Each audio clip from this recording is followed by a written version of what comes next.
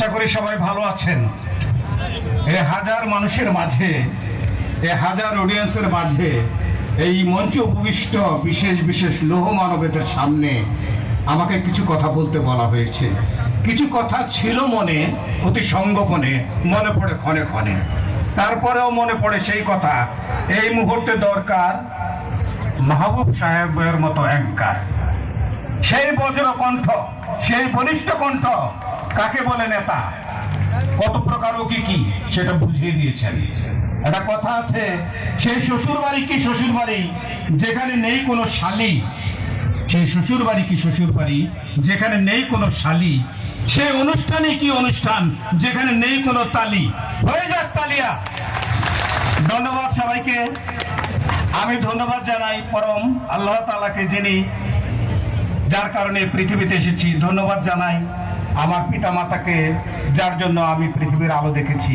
ধন্যবাদ জানাই আমার শিক্ষকদেরকে, যারা আমাকে শিক্ষা দিয়েছে। ধন্যবাদ জানাই আল্লাহ তাআলাকে, যিনি আমাকে এখানে দাঁড়িয়ে দুটি কথা বলার সুযোগ দিয়েছেন। সর্বোপরি ধন্যবাদ জানাই এই অ্যাসোসিয়েশনের আয়োজকদেরকে এবং ধন্যবাদ জানাই জনাব আলহাজ মুজিবুর রহমান সাহেবকে। আমি ব্যক্তিগতভাবে পরিচিত নয়, আমি একজন ইউনিভার্সিটির অধ্যাপক, প্রাইভেট ভার্সিটির ফ্রাইডে BBMBA। আমার বড় পরিচয়, আমি বিআরবির একজন কনিষ্ঠ সদস্য। আজকে স্যার এখানে আসতে পারেননি বিশেষ একটা কারণে। উনি ঢাকায় এসেছেন আপনার ব্যাংকক থেকে। ঢাকা আসার পরে উনি 25 তারিখে চলে যাওয়ার কথা ছিল ঢাকা থেকে ওনার কুষ্টিয়া ফ্যাক্টরিতে, কিন্তু উনি যাননি। যখন আমাদের আলম ভাই এবং মাহবুব ভাই এবং এই কমিটির বেশ গণ্যমান্য সবাই যখন গিয়েছে, উনি কথা দিয়েছেন যে আমি আপনাদের অনুষ্ঠানে, আমার অনুষ্ঠানে, আমাদের প্রত্যেকের অনুষ্ঠানে আমি আসব, এবং তারই জন্য উনি রয়ে গিয়েছেন। কিন্তু আমাদের পরম দুর্ভাগ্য যে গতকাল থেকে ওনার শরীরটা খারাপ যাচ্ছে। আসেন আমরা সবাই মিলে ওনাকে দোয়া করি, ওনার অস্তিত্বকে অনুভব করি। আমরা দোয়া করি আমি যেন সুস্থ হয়ে, ইতিমধ্যেই অতি অল্প সময় আপনারা ওনার জন্য একটা অনুষ্ঠানের আয়োজন করতে যাচ্ছেন। আশা করব সেই দিনও একটা অডিয়েন্স থাকবে, দর্শক থাকবে, থাকবে এমন আনন্দ মেলা, থাকবে ভালোবাসার যত খেলা। এবং সেই দিন উনি আসবেন। উনি সবাইকে সালাম দিয়েছেন রাত 10টা, এবং আজকে সকালে আমরা কথা বলেছি, আমাদের ডিরেক্টর রনি সাহেবও কথা বলেছেন। দেখা গেল যে কথা বলতেও স্যারের একটু অসুবিধা হচ্ছে, তবে উনি আপনাদের সবাইকে সালাম দিয়েছেন। আশা করি সবাই ওনার সালাম গ্রহণ করবেন। মুজিবুর রহমান সাহেব এমন একজন ব্যক্তি যে উনি বাংলার বিড়লা, বাংলার টাকা। আমাদের এখানে আছেন যেমন নজরুলকে বলা হয়তো বাংলার বায়রন। আমি বলবো আমাদের এখানে যিনি আছেন জনাব আলম সাহেব, বর্তমান প্রেসিডেন্ট, উনি হলেন বাংলার রবিন ক্রুসো। বলবেন কেন রবিন ক্রুসো?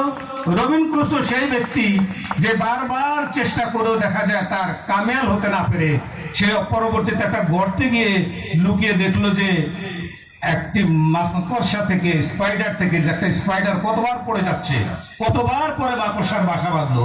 সেখান থেকে নব উদ্যমে সাহস করে আবার যুদ্ধে জয়ী হলেন। তবে পার্থক্য এটাই, রবিনসন ক্রুসো ওনার মতো এত স্মার্ট ছিল না। রবিনসন ক্রুসো চাইলে সিনেমার নায়ক হইতে পারতো না। রবিনসন ক্রুসো চাইলে এত সুন্দর করে অর্গানাইজ করতে পারতো না। This is the basic difference. আরেকটা পার্থক্য, রবিনসন ক্রুসো আমাদের কেউ না। আলম ভাই আমাদের জান, আমাদের প্রাণ, আমাদের মান, আমাদের সম্মান, সেজন্য আল্লাহর এক অপূর্ব অবদান। এখানে রয়েছেন জনাব পলাশ, আমি, আমার বোন, ভাগ্নি। আপনারা যারা আছেন, আপনারা মাঝে মাঝে শাহরুখ খানের ওখানে দেখো অবাক হন। আপনারা যদি দেখেন ভাই পলাশ, করবেন তাকে অন্ধকারে তালাশ, মনে আপনাদের হবে উল্লাস, মনে বসে যাবে বাগান বিলাস। তিনি পলাশ। আমি বলবো একটু দাঁড়িয়ে বলুক সবাইকে, হাই আমি কিন্তু আসছি এখানে। কোথায় পলাশ ভাই? পলাশ ভাই, আমার ভাই, পলাশ ভাই। যাই হোক, এই সুদর্শন সুন্দর চেহারা, নবাবপুরে মানুষ অনেক সময় কেনাকাটা করতে যায় না, ওনাকে দেখতে যায়। উনি কিন্তু বুঝে না, তাই উনি কাউকে বুঝে না। আরো আছেন যিনি বারবারের, 5 বারের, আমার বলা যদি ভুল না হয়, আমি নিজাম নামের দুজনকে চিনি, একজনকে দেখি নাই, কোরআন কিতাবে পড়েছি। তিনি হলেন নিজামউদ্দিন আউলিয়া। আর আমাদের সামনে আসেন, তাকে যাবেন না আপনারা ভুলিয়া। তিনি নিজাম ভাই, সবাই বলেছেন উনি এফডিসি এর ডিরেক্টর, গুড, অনেকটা বলে শেষ করা যাবে না। আর যাই হোক, বঙ্গবন্ধু শেখ মুজিবুর রহমান একে স্বাধীনতা দিয়ে গিয়েছেন, কিছু নেতা তৈরি করে গিয়েছেন। আজকে প্রত্যেকের বলিষ্ঠ কণ্ঠে বলা হয় আমরা প্রত্যেকে এক একজন বিশিষ্ট নেতা। আজকে টিভিতে ইন্ডিয়াতে যে সমস্ত অ্যাঙ্কর আমি দেখি, মনীষ পালের অভিনয় দেখি, কিন্তু আমি তো মাহবুবের অভিনয় আজকে এসে দেখলাম। আমি অত্যন্ত সৌভাগ্যবান। আমাকে কেউ কেন যেন থামিয়ে দেয়, না থামলে কিন্তু আমি থামবো না, বিষয়টা এরকম। তো যাই হোক, আমি আবার অন্যরকম মানুষ, সেটা হলো যে আমার মনের পুরে রঙিন মানুষ। তো আমি এই মানুষগুলি সম্পর্কে যদি কিছু লিখতে পারতাম, কিছু বলতে পারতাম, আমি ধন্য হতাম। একটু পরে সিলেবাস যে কথা কমিয়ে ফেলেন। আমি বলবো বিআরবি আপনাদের পাশে ছিল, আছে। বিআরবি আপনাদের কোম্পানি, বিআরবিতে আপনাদের কোম্পানি। বিআরবি ডোমেস্টিক কেবল থেকে পাওয়ার কেবল যে কোনো পর্যায়ে তৈরি করতে পারে আপনাদের সচেষ্টা, আপনাদের প্রচেষ্টায়। বিআরবি আর শুধু কেবল তৈরি করে না, আজ সিএসআর অর্থাৎ কর্পোরেট সোশ্যাল রেসপন্সিবিলিটিও বিআরবি পালন করে। বিআরবি হসপিটাল তারই এক জ্বলন্ত উদাহরণ, সেবা দান করার জন্য আপনাদের এই মাঠে আছে। আমি এখান থেকে সামনাসামনি দেখা যাচ্ছে। বিআরবি আরো মাল্টি প্রোডাক্ট নিয়ে এসছে, পাইপ ফিটিং নিয়ে আসছে, কিন্তু আপনাদের সহযোগিতা দরকার এবং আপনারা সহযোগিতা করে যাচ্ছেন। আমাদের মাননীয় চেয়ারম্যান সাহেব আপনাদের এই সংগঠনের শুরু থেকে ছিল, আজও আছে। আজকে ওনার পরিচয়ে পরিচিত হয়ে আপনাদের পাশে কাঁধে কাঁধ মিলিয়ে বসতে পেরে আমি ধন্য মনে করছি। একজন আদর্শ পিতা, একজন আদর্শ সংগঠক।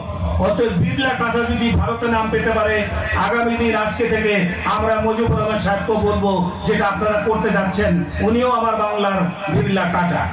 অতএব আমি বলবো যে সবকিছু থাকার পরও অর্গানাইজ করা এবং ম্যানেজমেন্ট করা একটা বড় বিষয়। আমি ম্যানেজমেন্টের স্টুডেন্ট, আমি সেই জন্য বলবো এই মাঠে এসে এত লোকের মাঝেও সকালের নাস্তা থেকে দুপুরের খাবার, বোধহয় এই মুহূর্তে রাতের খাবার, বিকালের নাস্তা হয়ে গেছে, রাতের খাবার রেডি। অতএব এটা একমাত্র অর্গানাইজ করার জন্যই সম্ভব। আপনারা কেউ এখানে একদিন প্রেসিডেন্ট হন নাই, একদিনে কেউ সেক্রেটারি হন নাই, তিলে তিলে গড়ে এই পর্যায়ে আসছেন। অনেক কথা বলার ছিল, শুধু এইটুকু বলবো এই অনুষ্ঠানের শেষের পরে আপনাদের সাথে আমাদের বসা হবে। কারণ বিআরবি কেবল 11 কেবি থেকে 550 কেবি পর্যন্ত যে কেবল বানায় কার জন্য? আজকে ডেস্কোতে নেস্কোতে যে কেবল আমাদের দরকার দেওয়া, সেটা আগে ইনপুট হয়ে আসতো। এখনো কিছু পদ্ধতিগত পাবলিক প্রকিউরমেন্টের প্রবলেম আছে, যার জন্য আমাদের কেবল দিতে গিয়ে অন্য সংস্থার সাথে 25% প্রাইস ডিফারেন্স হয়। সেই জিনিসগুলো নিয়ে আজকে এই আনন্দের মাঝে সেটা বলতে চাই না, সেখানে আপনাদের সহযোগিতা দরকার। দেশ যাতে ট্যাক্স থেকে বঞ্চিত না হয়, উন্নয়ন থেকে বঞ্চিত না হয়, তার জন্য নকল পরিহার করা দরকার। আমি বলবো কেউ নকল বেচে না। আমি যেমন আলিফুজ্জামান সাহেবকে নকল করবো, আমি যেমন সালমান খানকে নকল করবো, অর্থাৎ তারা একটা পর্যায়ে চলে গেছে, কিন্তু আমি হইতে পারবো না। আমি থাকবো।